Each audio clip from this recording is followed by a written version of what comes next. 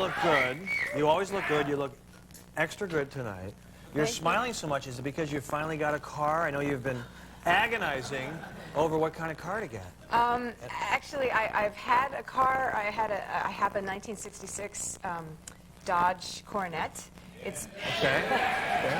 it's a muscle car. It's bright blue with white racing stripes, and it's fantastic, except for the fact that the transmission just broke. Oh. Yeah. Why'd you go? Now, you were here before, and you were struggling, and I think Paul, your dad, was trying to help you get a new car or something. Yeah. And then why'd you decide on such an old car? I fell in love with it. I was sort of hanging out at the old car dealership, and the dealer lent us his personal car to go to lunch. Yeah. And it was that car, and I fell in love with it. Yeah. Is it really loud? When it was working, was it really loud at the engine? Yeah, it goes vroom. Yeah. Yeah, it passes very well, and people give you the thumbs up all the time. Yeah, yeah.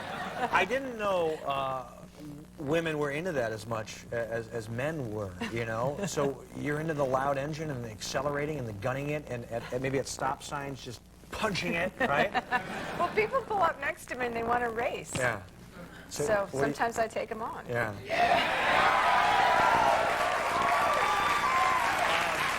This is a wonderful audience tonight.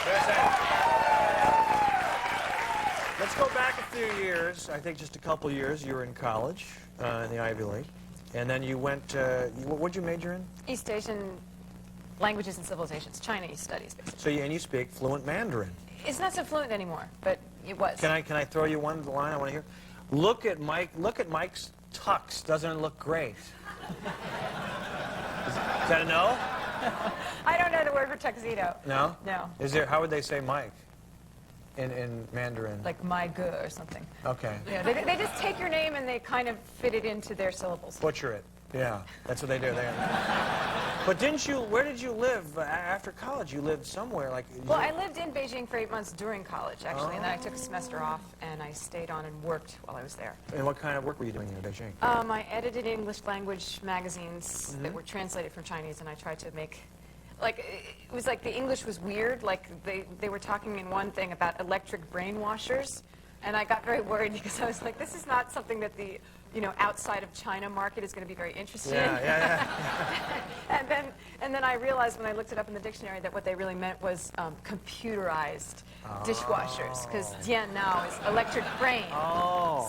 So we learned something. Yeah, that's good. But I sang jazz with a couple of jazz bands. I taught English on the weekends. Wait, okay, I understand teaching English, but you were singing jazz in Beijing? Yeah, I sang at Maxime's. They have like a Maxime's in New York and Paris. That's a little bizarre. I didn't know jazz was big. I didn't know you sang. Yeah. This is very enlightening. I mean, Kirk Reeder didn't know your movies, but I didn't know about... No, I mean, he's a pitcher. He's very focused. He's very focused on losing Game 4.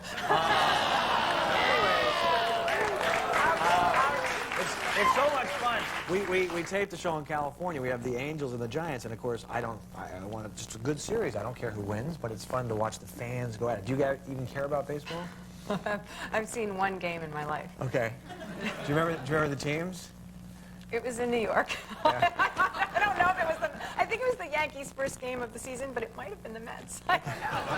I'm so bad. I'm not a sports person. And how long ago was it? Like a few months ago? Or No, was it like like 8 years ago? 8 years ago, yeah. So baseball, none of the sports do anything for you? Basketball, the best sport, doesn't do anything? Tennis? No? Golf? I'll watch them sometimes. They just don't get me. Right.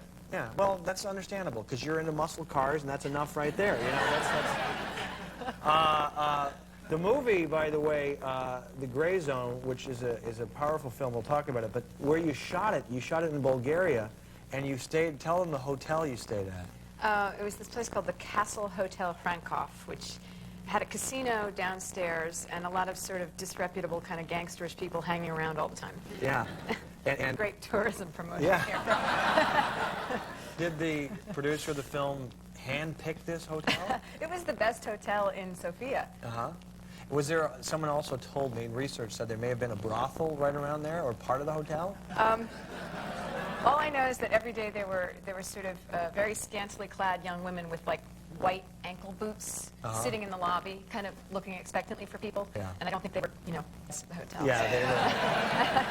By the way, how's your garden? I know last time I brought you the giant zucchini. Well, that was maybe a few times before, actually. Yeah, you bought. Yeah, the zucchinis have died out. I don't know why. Yeah. We have a lot of gophers. We've got a big gopher problem. Wow. I did have one man who was working on the property who suggested using plastique to get rid of them. But Say it again. you know, plastique, the explosive, Okay. used in wartime. That was his suggestion for blowing up the gophers. Is that what you do with gophers? You don't use gopher traps anymore? I don't do anything to them because I don't like killing animals. So Right. you know, I just let them make their holes. Yeah, let them run wild, let them do their thing. Blowing them up is a little bizarre. Well, he had been in Vietnam, but Okay. Is this guy, is he a neighbor who suggests this stuff? you know, he's probably watching, and I don't want to really make him upset. Okay. Let me ask you, we had David Arquette on last night from the movie The Gray Zone. Who else is in it? Steve Buscemi, Right. Harvey Keitel, Natasha Lyonne, Daniel Benzali, David Chandler. There's Alan Corduner. It's an amazing ensemble cast, just incredible performances. Have you seen the finished product? I have. I've seen it 3 times. Wow. It's an extraordinary movie. It's one of the things I'm most proud of ever being involved with. Tell them, in case the people missed the show last night, but David explained it, but tell them what it's about. It's very, very intense. Yeah, it's basically about, I mean, the basic question is, what do you do under incredibly difficult life and death circumstances? How do you define yourself as a person? So it's about the Sonderkommando, Jewish men who were forced at gunpoint to aid in the killing process of their fellow Jews at Auschwitz and crematoria. And they plan a revolt to try and slow down the killing process. My character is a woman who's also a prisoner who's smuggling gunpowder to them. Yeah. And she gets caught and tortured. And Yeah. When you shoot a movie like that, in the process of shooting it, does it blow you away while you're shooting it?